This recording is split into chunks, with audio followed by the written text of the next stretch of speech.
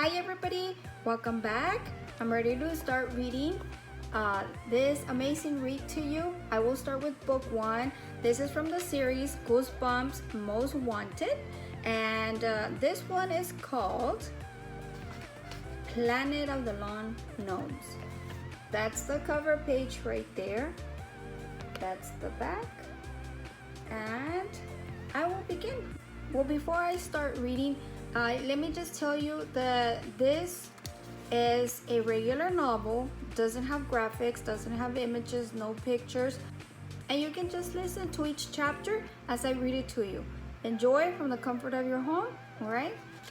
So it says, Goosebumps Most Wanted, Planet of the Lawn Gnomes. Author R.L. Stine. Right there.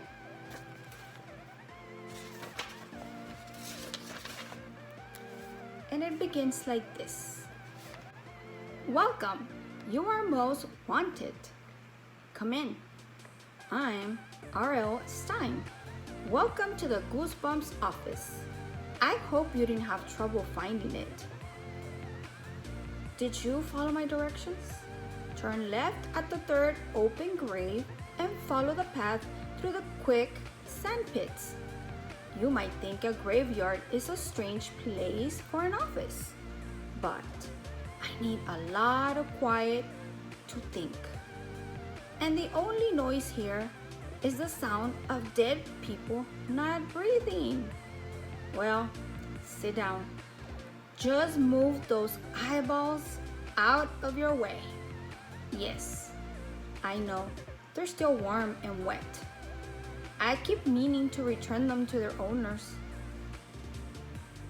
No, they're not looking at you. Turn them the other way if they make you nervous. Don't worry about the giant scorpion. That's Louie. He's been my pet ever since he ate my dog. It's okay. He only craves flesh when he's hungry. I can't remember. Did I feed him today? Hey, don't pay any attention to those screams. Sometimes the torture chamber upstairs gets a little busy. You'll get used to it. Yes, this is where I write all the Goosebumps books. Cozy, isn't it? Why is my laptop covered in fur? I don't know. It didn't have fur when I bought it. Maybe I downloaded some kind of virus. Check out that poster by the window. See those cute lawn gnomes with their funny pointed hats and their overall used vests. The adorable painted faces. Well, guess what? They're not so cute. They may be small, but they can make big trouble. Yes, that's wanted poster. Those gnomes are wanted for being some of the most ghoulish, most evil villains in Goosebumps history. Why am I shaking like this? I'll tell you the truth, even if I get scared when I think back to the creepiest, crawliest, grossest villains of all time. I hope you're ready to be terrified because I'm going to reveal their stories to you. Yes. Here come the most wanted bad guys, starring in the most wanted Goosebumps books. Let's start out with these glowing-eyed lawn gnomes. A boy named Gardner can tell you all about them. Jay can tell you about the horrifying nights he spent because of these frightening statues. They can't come to life, right? That's what Jay thought at first. They're too cute to be evil. Maybe you won't think that after you read Jay's story. Maybe when you learn what Jay discovered late at night, you will understand why the lawn gnomes are most wanted. Chapter 1. It says, I know I'm supposed to be careful. I know I'm supposed to be good. But sometimes you have to take a chance and hope no one is watching.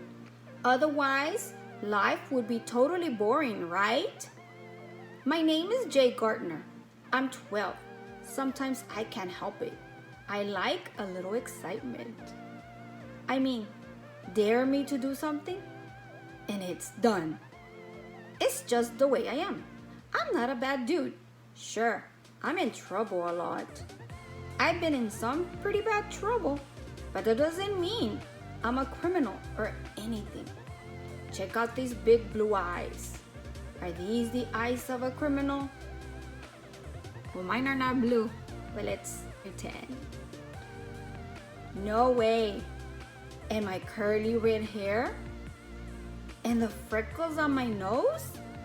You might almost call me cute, right? Okay, let's not get sickening about it. My sister Kayla calls me Jaybird because she says I'm as cute as a bird. Kayla is totally weird. Besides, she has the same red hair and blue eyes. So why pick on me? And that's chapter 1. Right there, or the beginning of chapter 1. So, okay, I felt this temptation, come on. You know what that is? Just a strong feeling that you have to do something you maybe shouldn't do. I gazed up and down our street. No one around. Good. No one to watch me. The summer trees' leaves shimmered in the warm sunlight. The houses and lawns gleamed so bright, I had to squint. I stepped into the shade of Mr. McClatchy's front yard. McClatchy lives in the big old house across the street from us. He's a mean dude and everyone hates him. He's bald and red-faced, as skinny as a toothpick. He wears his pants way up so high, the belt is almost up to his armpits. He yells at everyone in his high, shrill voice. He's always chasing kids off his lawn, even new kids, like Kayla and me. He's even mean to our dog, the sweetest golden lab who ever lived, Mr. Phineas. So, I had an idea to have a little fun. Of course, it was wrong. Of course, it wasn't what I was supposed to be doing. But sometimes, when you see something funny to do, you just have to take a chance. Am I right? That morning, I saw some guys in green uniforms doing work on the tall trees in McClatchy's front yard. When they went home, they left the ladder leaning against a tree. I glanced up and down the street again.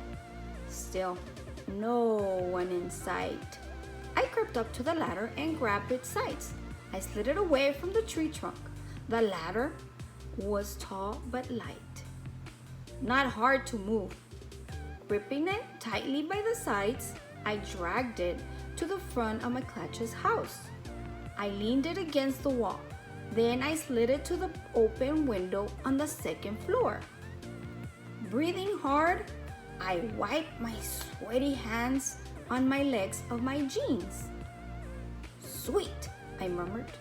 When McClatchy comes home, he'll see the ladder leaning up against the open window, and he'll totally panic. He'll think a burglar broke into his house. The idea made me laugh. I have a weird laugh.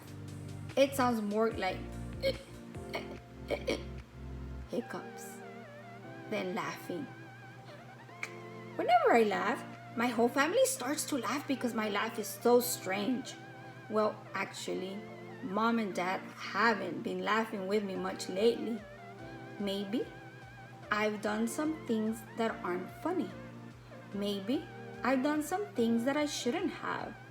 That's why I had to promise to be good and stay out of trouble. But the ladder against the open window was definitely funny. And it wasn't such a bad thing to do, right? Especially since McClatchy is the meanest, most hated old dude in the neighborhood. Still laughing about my joke, I turned and started down the driveway. McClatchy has a tall hedge along the bottom of his yard. It's like a wall. I guess he really wants to keep people out. At the end of his driveway, his mailbox stood on a tilted pole. And as I passed it, I saw the trash cans in the street. The trash was bulging up under the lids. And it gave me another cool idea. Working fast, I pulled open the mailbox, lifted the lid off a trash can, and started to stuff trash into McClatchy's mailbox. Yes, a greasy bag of chicken bones, a crushed soup can, some gooey yellow stuff that looked like puke, wet newspapers, more soup cans. I imagined McClatchy squeaking and squealing in his high voice when he opened the mailbox and found it jammed with disgusting garbage. What a hoot! I started to laugh again, but quickly stopped. A choking sound escaped my throat. Whoa! Someone watching me! 2 people watching! Half hidden by the tall hedge. I froze. They stood side by side, staring right at me. I knew they saw something. I knew they saw everything. Everything. A chunk of moldy cheese and a clump of newspapers fell from my hands. I staggered back from the mailbox. Caught. I was totally caught. What do you think? That's the end of chapter 1. Thank you for listening. Stay tuned for chapter 2. Goosebumps Most Wanted, Planet of the Lawn Gnomes. Thank you. Everybody's a reader.